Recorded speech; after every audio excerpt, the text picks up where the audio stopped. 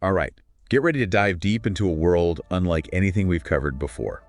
We're going to Windward, a gas giant planet called Celus. Oh, this should be fun. And our source material for this deep dive is a world-building document, really in-depth, that was originally created for a tabletop game. Okay. So think of it kind of like our guidebook to understanding how life on a gas giant, could work.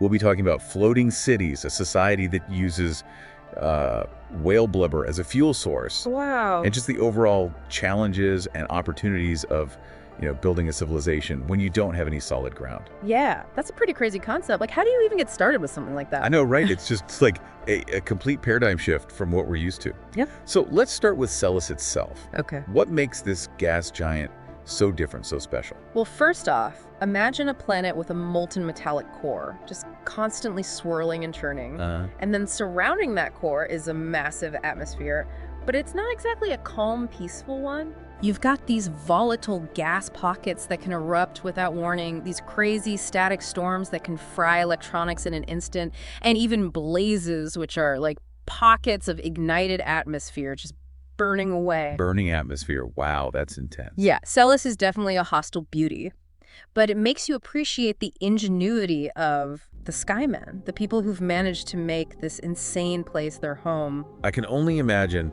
trying to survive in a world of constant storms and fire. It must have shaped their entire way of life, right? Absolutely. Everything on Celus is sky-based. Their cities, which they call trading posts, float in the upper atmosphere, and they rely on these massive creatures called seal whales, or just whales for short, for fuel. Wait, whales as fuel? Yeah, so picture these enormous buoyant creatures that roam the upper atmosphere. Okay, I'm picturing like a giant blimp with fins. That's not a bad analogy. The Skymen have developed a whole industry around whaling, using specialized ships and harpoons to extract gas from the blubber of these magnificent beasts. Whoa, hold on. So they're like harpooning these giant sky whales and then somehow extracting fuel from them. It's a pretty intense process. They have to carefully position their ships, launch their harpoons, and then cut into the blubber to access the gas pockets. It's dangerous work, but it's what keeps their society running. I can only imagine the skill and courage it takes to hunt a creature that size, especially in an environment like that. It's definitely not for the faint of heart. And remember, this entire society is dependent on this whale gas for everything, from powering their technology to keeping their cities afloat. It makes you think about the choices we make, even in a fictional world, and the impact they can have on the environment, right? Absolutely. It's a great reminder that every resource, no matter how abundant it seems, is finite. And speaking of resources, the Skymen have adapted to use a variety of other organisms found in Celus's atmosphere. Yeah, the document mentions these giant floating plants called mabrels, which they use for building materials. Yeah. And then there are the melarays, which are kilometer-long filter feeders that support entire ecosystems on their backs. It's amazing, isn't it? Like something straight out of a science fiction novel. It totally is. I mean, giant sky whales, floating plants, and kilometer-long creatures with ecosystems on their backs. This is wild. And we haven't even gotten to the smaller creatures yet, like the cavis, these mischievous flying rat-like birds, or the cassors, spiny predators that hunt on the backs of the melarays. Celus has this complex and fascinating food chain. It sounds like a nature documentary waiting to happen. But I can only imagine the kinds of stories the Skymen must have about their encounters with these creatures. It must be like living in a constant state of adventure and danger. Absolutely. Think about rappelling from a floating city to harvest mabrel stalks, or hunting cassors on the back of a melaray while dodging unpredictable atmospheric storms. Talk about an adrenaline rush. It's a life that demands resourcefulness, courage, and a good dose of luck. Speaking of resourcefulness, let's talk about the technology that allows the Skymen to survive, even thrive, in this challenging environment. Okay, sure. The document mentions some pretty incredible skycraft, right? Yeah, they've got it all. But first, you gotta remember, gas buoyancy is everything on Celus. It's how their cities float and how their ships navigate the skies. Got it. So what color ships are we talking about? Well, they've got massive whaler ships for hunting, obviously. Then there are sturdy freighters for hauling goods between trading posts. And of course, you need heavily armed frigates to protect those trade routes from pirates and rivals. Oh, so there's like space pirates in this world.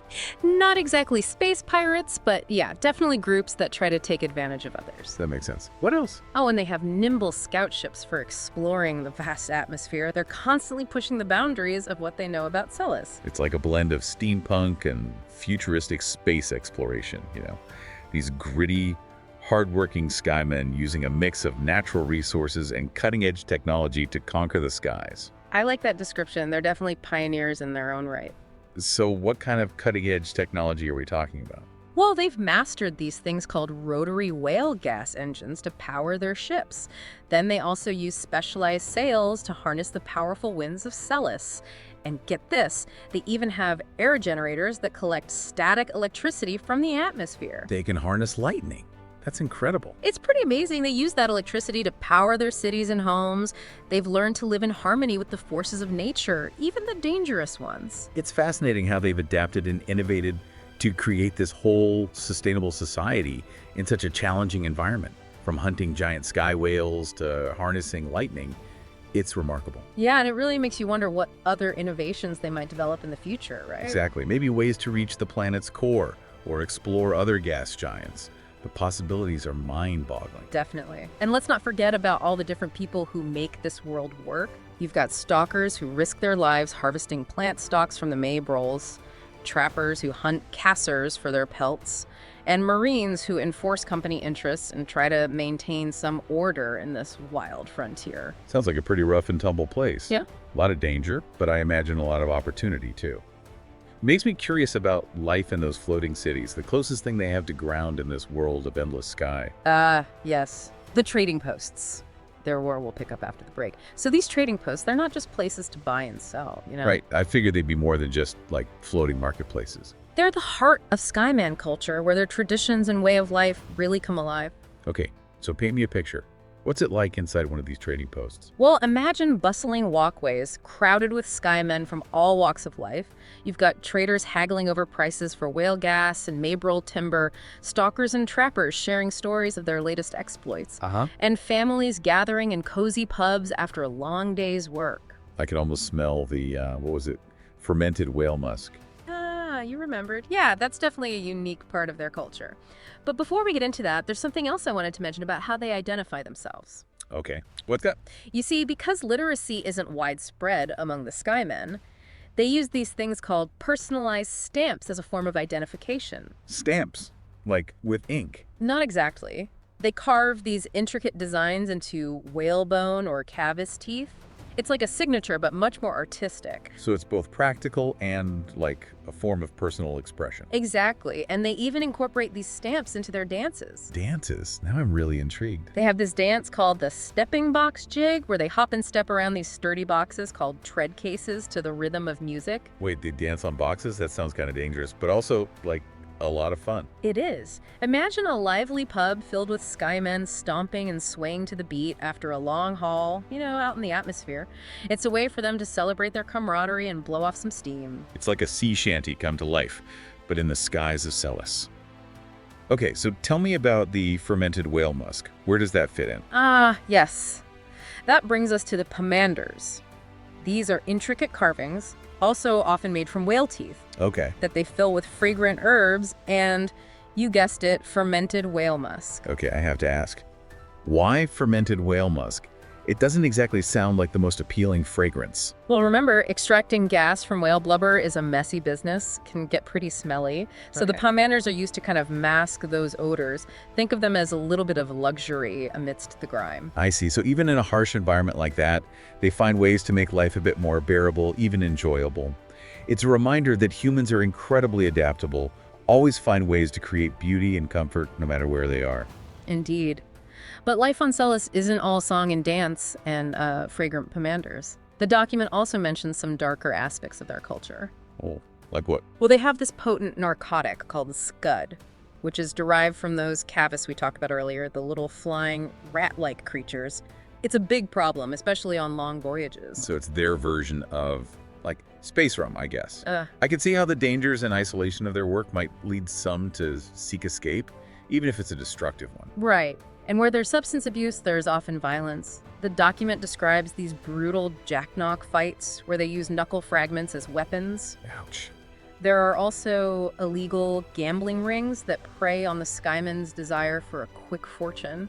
So it's a reminder that even in this fantastical setting like Celus, human nature persists with both its good and bad sides. Yeah, I guess no matter where you go, some things never change. That's true. But despite all the hardships and dangers, the Skymen have this strong sense of community and shared experience. They rely on each other for survival. Yeah, you can definitely see that in the way they work together to hunt the whales and how they celebrate together in the trading posts. Exactly. And that shared experience really shapes their culture. They sing these work songs called shanties to coordinate their efforts and pass the time. And they tell stories of legendary creatures and daring exploits, passed down through generations. So it's a harsh environment, but they've found ways to make it their own, to find meaning and purpose in the face of constant danger. Absolutely. And at the heart of it all are the trading posts. Remember, these floating cities aren't just marketplaces or entertainment hubs. Right. They're also the centers of power in this world. Okay, so who's really calling the shots in this sky-based world? Who holds the power? Well, like I said, the trading posts are where the power players reside, the company owners, the ones who control the resources and trade routes. So are we talking about, like, ruthless tycoons exploiting workers for profit? Right. Classic sci-fi trope, right? It's not quite that simple. The document actually paints a more nuanced picture. We see various archetypes like Finbar Drury, who rose from a life of crime to control a vast scud and pelt laundering operation. He sounds like a character straight out of a space opera. Yeah, he does. Then there's Clement Mitchell, a shrewd businessman who worked his way up from a simple accountant to control a vast financial empire. So it's a mix of brains and brawn, just like in any frontier society. Exactly. And let's not forget the old money families, like the Langsington and Rosenthal dynasties. They've been in the gas and pelt trade for generations, using their wealth and influence to shape events on Celus.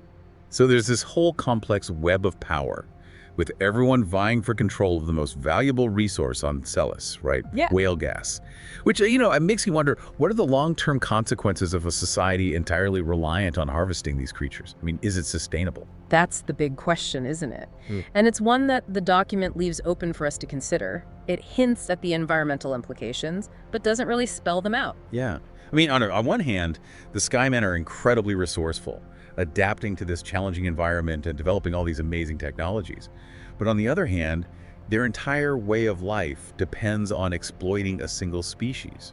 What happens if the whale population starts to decline? Or if this delicate ecosystem gets disrupted? Those are definitely things to think about, especially as we deal with similar issues in our own world. Right? Exactly. Resource management, sustainability, those are real concerns for us too. Right. So even though Windward is a fictional world, it raises some really relevant questions. It really does. And I think that's part of what makes exploring these fictional worlds so fascinating. They can teach us a lot about ourselves and the choices we make. Absolutely. And on that note, why don't we move on to what the future might hold for this fascinating world of Windward? It's amazing what the Skymen have accomplished, isn't it? I mean, they've built this whole civilization in the sky, using what they have, adapting, innovating. It's truly remarkable. But as we wrap up, I keep coming back to this question of sustainability. Yeah, the whale gas, it's their lifeline. But what if it runs out? Exactly. The document doesn't give us a clear answer, but it's definitely something to think about. Well, maybe they'll find another way, right? They're resourceful. I mean, they already harness wind and lightning. Who knows what they could come up with? True. Maybe they'll figure out how to synthesize whale gas, create it artificially. Or discover a whole new energy source, something hidden deep in Celus's atmosphere. What if they find a way to explore those lower layers of the atmosphere? The ones that are like super dense and hot. Now that would be a game changer. Imagine the resources they could find down there. And the creatures. Maybe even more fantastical than the whales and mile rays. It's definitely possible.